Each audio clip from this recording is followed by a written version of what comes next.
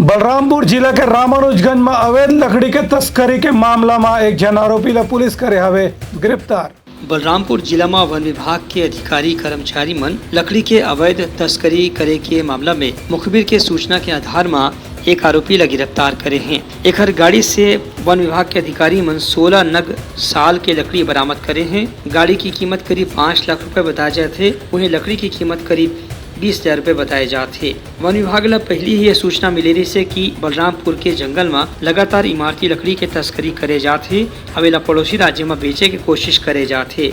ऐसने मुखबिर के सूचना मिली कि रामपुर के जंगल ले कुछ आरोपी मन साल के लकड़ी ला काट के ओखर तस्करी के कोशिश करत हैं। वन विभाग के अधिकारी कर्मचारी मन तुरते घेराबंदी करके ये गाड़ी ला रामानुजगंज क्षेत्र में पकड़ लीन और आरोपी ला गिरफ्तार करके पूछताछ शुरू कर दे हवे। Bureau report Uttarakhand news.